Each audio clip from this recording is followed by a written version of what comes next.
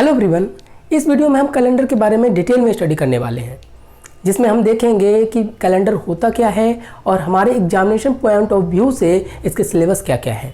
अगर मैं कैलेंडर की बात करूं तो कैलेंडर कहता है कि इट इज़ अ मेथड, ये एक विधि है to find out the day, दिन निकालने का, या फिर डेट, ये जिसे आप तारीख बोलते हैं।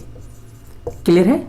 तब ये कैसे निकाला जाए? तो कैलेंडर के अकॉर्डिंग ये कहता है कि अगर आपको दिन निकालना है तो इसके लिए हमारे पास कोई ना कोई एक डेट गिवन होगा, या फिर मंथ होगा आपके पास, और तीसरा हमारे पास ईयर होगा, और इन्हीं तीनों के बीच आप रिलेशन जोड़कर आप डे फाइंड आउट कर सकते हैं।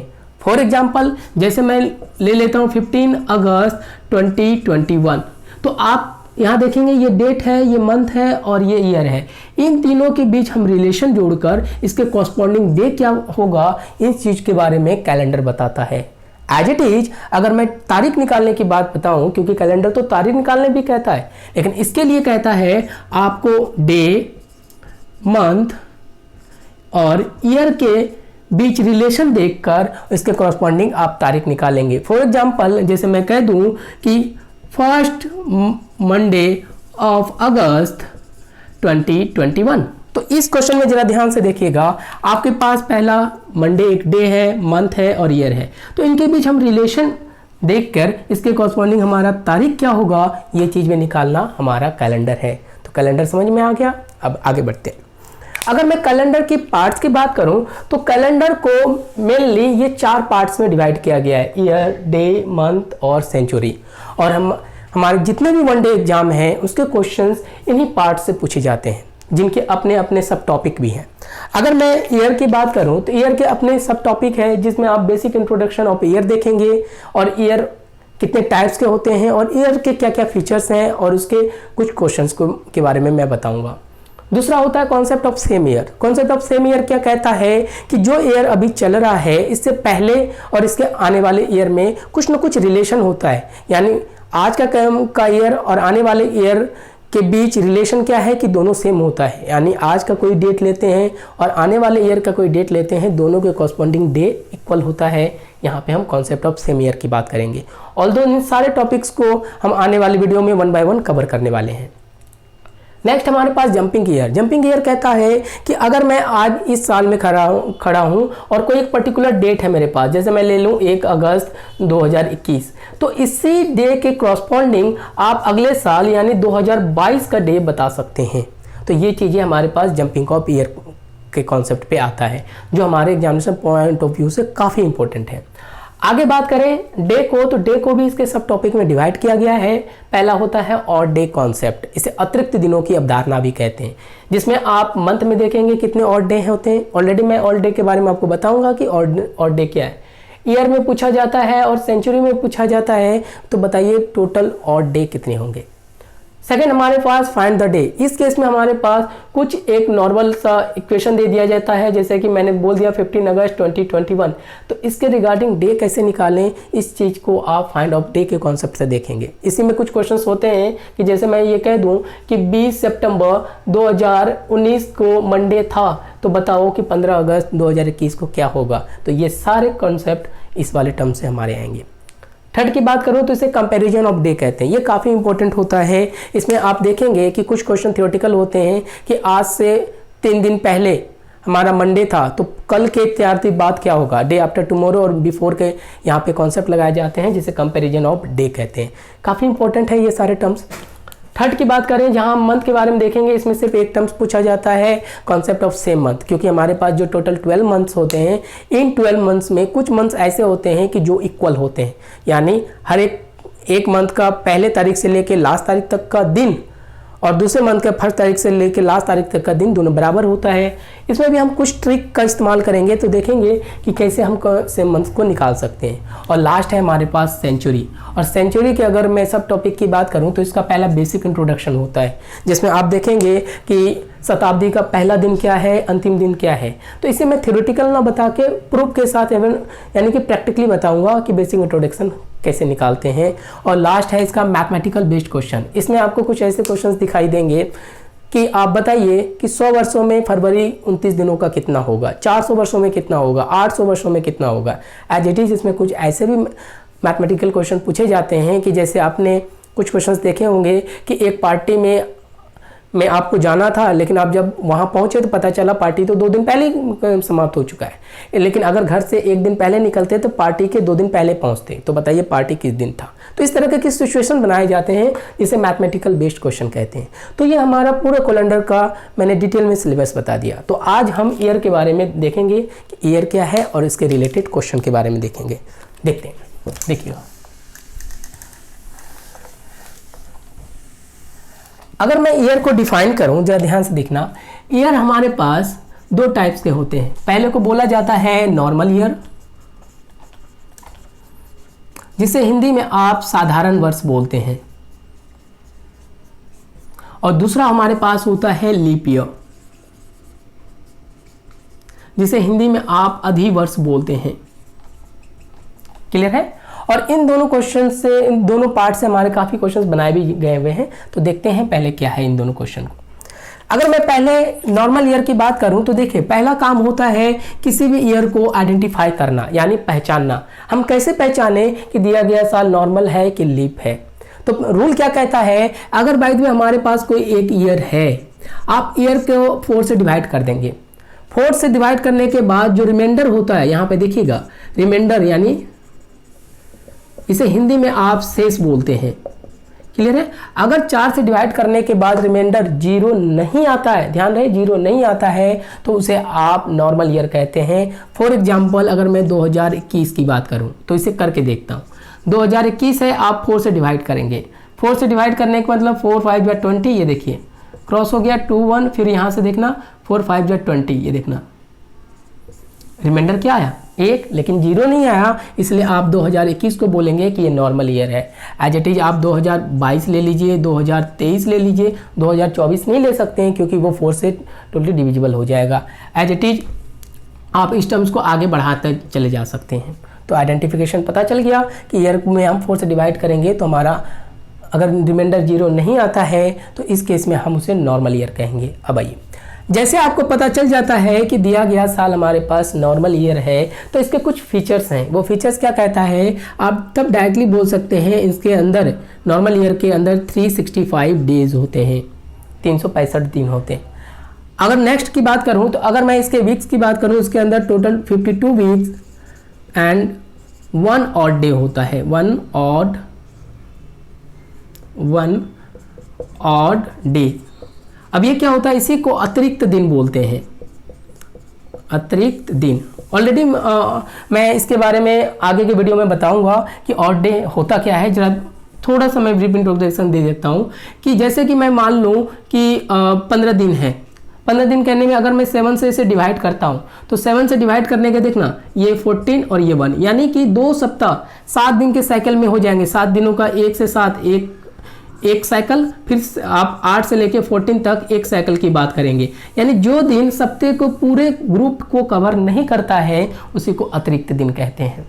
क्लियर है? तो जब हम 365 दिनों में देखिएगा, 365 दिनों के लिए अगर हम ऑड डे की बात करें तो याद रखना जब भी हम डे को निकालते हैं हमेशा 7 से डिवाइड करते हैं। 7 5 या कितना हो जाएगा 35 1 5 2 4 1, ये देखिएगा यानी कि 52 टाइम्स 7 के ग्रुप को बना लेगा, लेकिन एक दिन एक्स्ट्रा हो जाता है, उसी को अतिरिक्त दिन कहते हैं। और इनका अभी आने वाले क्वेश्चंस में हमारा काफ़ी यूज होता है कि आप जब आपको मैं ऑड डे का कॉन्सेप्ट बताऊंगा, ये नॉर्मल ईयर का अतिरिक्त दिन हमें ये फाइंड आउट करने में मदद करता है कि 100 सालों में अतिरिक्त दिन कितना होगा, 200 300 में। तो ये पॉइंट अभी याद रखने वाली बात है। आगे चलते हैं।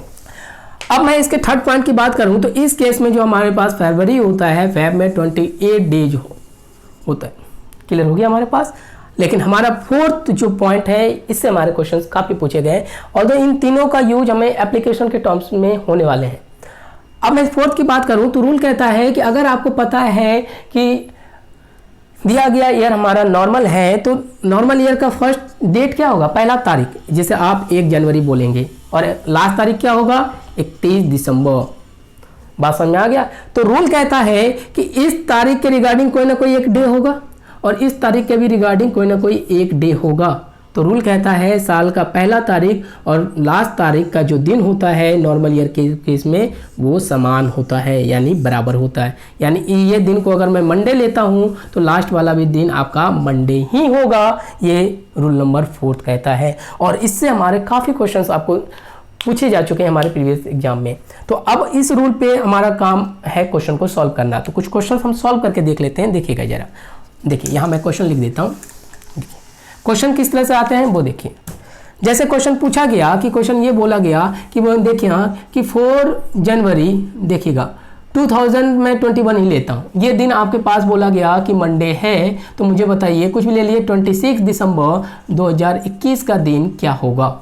ये हमारे पास क्वेश्चन होता है। लेकिन अब यहाँ देखिए, ऑल्दो इस क्वेश्चन को बनाने के लिए काफ़ी और भी मैथमेटिकल टर्म्स हैं, बट वो काफ़ी लेंदी है। जिसमें क्या किया जाता है, जनवरी से आपको दिसंबर जाना है तो जनवरी से लेकर दिसंबर तक के जितने भी डेज हैं सबको ऐड की जाती है। उसके बाद 7 से डिवाइड करने के बाद जो रिमाइंडर होता है वो मंडे के साथ ऐड करने पे आंसर मिल जाएगा। बट वो काफ़ी लेंदी प्रोसेस है। लेकिन अगर आप ये रूल को जानते हैं तो आप डायरेक्टली जनवरी से लेकर दिसंबर में जंप कर सकते हैं। यानी ये काफ़ी फास्ट रूल है। देखिएगा, अब हम इसका सोल्यूशन करें। हमें पता है कि हमारा बोला गया है कि आप 4 जनवरी को हैं और ये दिन हमारे पास क्या है, मंडे है। जाना कहाँ है आपके पास, 26 दिसंबर में, क्योंकि यहाँ पे ईयर 2021 है। तो हमें पता है कि ये नॉर्मल है, नॉर्मल आप चेक कर चुके हैं। तो लेकिन रूल तो 1 तारीख का काम करता है। तो इजी वे में आप ऐसे जा सकते हैं 3, 2, 1। तो अब यहाँ देखना, ये मंडे था तो पिछला वाला क्या रहा था, संडे। ये क्या रहता, ये हमारा संडे होता, ये हमारे पास क्या हो जाता, ये सैटरडे होता, तो ये वाला दिन क्या होता, फ्राइडे। और ये 1 जनवरी को आ गए। और रूल 1 जनवरी को काम करता है, ना कि 4 जनवरी को। तो अब जैसे ये पता चल गया, इस रूल की मदद से आप डायरेक्टली 31 दिसंबर में जंप कर सकते हैं और पता चल जाएगा ये भी दिन फ्राइडे होगा इस रूल के कारण। अब यहाँ आप फ्राइडे यहाँ पे हैं तो पीछे बैक हो जाओ, 30, 29, 28, 27।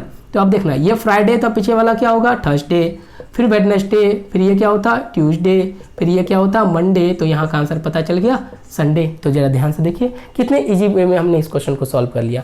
ऑल्दो नहीं तो ये काफ़ी कॉम्प्लेक्स होता। अब देखिएगा, अगर मैं नेक्स्ट टर्म्स की बात करूँ तो जहाँ पे आप क्वेश्चन मेरे से पूछ सकते हैं कि सर ये तो बहुत इजी था, आप 4 से लेके 1 तारीख तक चले गए। लेकिन इसी क्वेश्चन को अगर मैं इस तरह लिख देता तो क्या मैं इस तरह से बैक होता, इस 2 को यहाँ हटाकर ये देखिएगा 2 यहाँ कर देता और एक 2 मैं यहाँ लिख देता, ये देखिएगा। तो इस केस में क्या हम इसी वाले प्रोसेस का इस्तेमाल करते हैं, 24, 23, 22, 21, इस तरह से नहीं। तो यहाँ पे हमारे पास इस क्वेश्चन को भी आप इसी रूल से तो बनाएंगे, लेकिन हम इस तरह से बैक नहीं जाएंगे। यहाँ नज़दीक था 4 से 1 आना, 31 दिसंबर में जाना, 26 दिसंबर में जाना, लेकिन ये तो काफ़ी डिफरेंस है।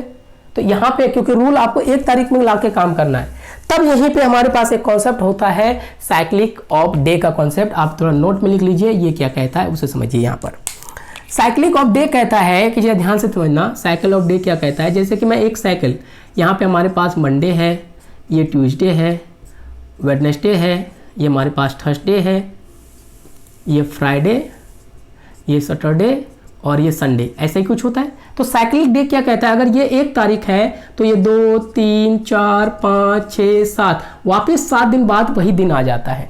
यानी एक साइकिल को पूरा करो 8, फिर एक साइकिल को देंगे तो ये 15 पे इस तरह से चला जाता है। यानी कहने का मतलब है, अगर हमारे पास कोई तारीख है 1, इसका दिन अगर मैं मंडे मान लूँ तो इसमें आप 7 जोड़िए या फिर 7 घटाइए, तो जो तारीख आएगा क्या आएगा, 8। देखना 1 तारीख था, एक साइकिल पूरा किया, 8 आ गया, तो ये भी दिन आपका क्या होगा, मंडे। या तो 7 जोड़िए। अगर मैं दूसरा साइकिल जाता, ये देखना दूसरा साइकिल जाते तो ये कितना हो जाता, 15। तो रूल वही कहता है, चाहे 1 के साथ 7 जोड़ो या 14 जोड़िए या फिर 21 जाइए, ये दूसरा साइकिल, ये तीसरा साइकिल और ये चौथा साइकिल। तो इसके बाद जो तारीख आएगा क्या, 15, 22 और 29। ये देखना एक साइकिल बाद 15, फिर एक साइकिल जाएंगे तो 7 जोड़ दीजिए, ये 22 हो जाता, फिर एक साइकिल जाते तो ये 29 हो जाता। तो मंडे का दिन इस तरह से इंक्रीज होता है, यानी एक साइकिल में पूरा होता है। तो रूल कहता है किसी भी तारीख के साथ 7 जोड़िए, 14, 21, 28, जो भी दिन आएगा वो सभी सेम होगा। ये देखो क्लियर है। अब यहाँ पे कब 7 जोड़ना है, कब 14 जोड़ना है, कब 21, ये क्वेश्चन के पे डिपेंड करता है कि हमें आगे मूव करना है या पीछे मूव करना है। फॉर एग्जांपल अब मैं इसी क्वेश्चन को सॉल्व करके दिखा देता हूँ। देखिए यहाँ पर हमारा क्वेश्चन 24 जनवरी का है, ये देखना, और ये दिन हमारे पास बताया गया क्या है, मंडे। लेकिन हमारा रूल तो 1 जनवरी को काम करता है और 31 दिसंबर के लिए। तो रूल क्या कहता है, इस वाले के हिसाब से ये देखना 26 दिसंबर 2 दिसंबर में हमें जाना है, ठीक है। तो इस रूल के हिसाब से आपको 24 से लेके 1 तक पहुंचना है। लेकिन अब यहाँ पे ऐसे वैल्यू को देखिए जो कि आपको 1 तक पहुंचा दे, इसके नज़दीक पहुंचा दे। तो किसको मैं माइनस कर दूँ, 21 को। तो जैसे मैं 21 को माइनस करा तो ये कितना हो गया हमारे पास 3। तो अब ये मंडे है तो डायरेक्टली आप कह सकते हैं ये हमारे पास मंडे है। तो अब देखना ये मंडे फिर 2 और 1, तो ये मंडे ये क्या होता हमारे पास, ये वाला दिन हमारे पास संडे होता, तो ये वाला दिन क्या हो जाता हमारे पास सैटरडे। समझ में आया, यही तो चाहिए। और जैसे पता चल गया कि ये सैटरडे है तो लास्ट दिन में आपके पास क्या हो जाएगा, सैटरडे। हम जंप कर गए, अब आपके पास 2 पे जाना है। तो अब 31 में से ऐसे वैल्यू को आप सब्ट्रैक्ट कीजिए, 2 तक के नियर अबाउट पहुंचा दे, उसके नज़दीक तक। तो किसको कर दे, 28 कर दे। तो यहाँ देखना ये भी दिन क्या हो गया, सैटरडे। यानी कि 31 में से 28 माइनस किया तो ये हमारा सैटरडे हो गया, क्योंकि साइक्लिक ऑफ डे यही तो कहता है, तारीख में जोड़ो या घटाओ इन वैल्यू को तो सेम डे आएगा। तो ये हमारा सैटरडे हो गया। तो पीछे वाला दिन क्या होता, ये देखना हमारा आंसर फ्राइडे चला गया। समझ में आया, वापस देख लीजिए, मंडे था 21 माइनस किया 3 हो गया, ये दिन मंडे हो गया। उसके बाद देखना ये मंडे फिर 2 और 1, तो पीछे वाला संडे होता, उसके पीछे वाला सैटरडे। यहाँ से ये पता चल गया ये सैटरडे है, फिर ये वाला दिन हमारा सैटरडे, फिर उससे पीछे जाना है तो दिन हमारे पास फ्राइडे हो जाता। तो हमारा आंसर बनके तैयार हो गया कि दिन फ्राइडे होगा। तो ये हमारे पास क्वेश्चन था नॉर्मल ईयर का, जो हमारे एग्जाम में पूछे गए हुए हैं और पूछे जा रहे हैं। तो अब चाहे यहाँ पे दिसंबर की जगह आप नंबर वन कर लीजिए, कुछ भी कर लीजिए, इन साइक्लिंग ऑफ डे का यूज करके आप आंसर बहुत ईजी वे में बना सकते हैं। अब आइए, अब हम लीप ईयर की बात करते हैं। अगर मैं लीप ईयर की बात करूं तो अब कैसे, इसके भी पहला काम क्या है, इसके आईडी को जानना। आईडी क्या कहता है कि अगर कोई भी ईयर है उस पर आप 4 से डिवाइड करेंगे, अगर रिमाइंडर 0 आता है जिसे आप शेष भी कहते हैं, तो वो हमारे पास लीप ईयर होता है। बात समझ में आ गया। फॉर एग्जाम्पल जैसे कि मैं 2012 ले लूँ, 2016 ले लूँ, 2020 ले लूँ, तो ये सारे हमारे पास लीप ईयर हैं। अब मैं एक को करके बता देता हूँ। ये कुछ है, 4 से डिवाइड करो, ये 20 क्रॉस हो गया, फिर 0, फिर यहाँ पे देखना ये 1 2, तो 12 क्रॉस हो गया, तो हमारा रिमाइंडर क्या आया 0। तो ये वाला क्वेश्चन आपको सिर्फ 4 से डिवाइड करने से ही पता चल जाएगा कि दिया गया साल नॉर्मल होगा कि लीप ईयर होगा। तो आप इस आईडी का यूज कर सकते हैं। अब आइए, जैसे पता चल गया कि साल हमारे पास लीप है, तो आप डायरेक्टली बोल सकते हैं इसमें 366 डेज होते हैं, यानी एक दिन बढ़ जाता है, 366 दिन। अब वीक की बात करें तो इसमें 52 वीक्स। अब इस केस में देखिएगा 2 ऑड डे होता है, ऑड डे यानी 2 अतिरिक्त दिन। क्लियर है कैसे, तो फिर आप 366 में 7 से डिवाइड कर लीजिए, 7 5 जा 35, 1 6 2 1 4 2। देखिए 52 टाइम्स 7 के साइकिल को पूरा करेगा, 1-2 एक्स्ट्रा दिन निकल जाएगा, इसी को बोलते हैं अतिरिक्त दिन।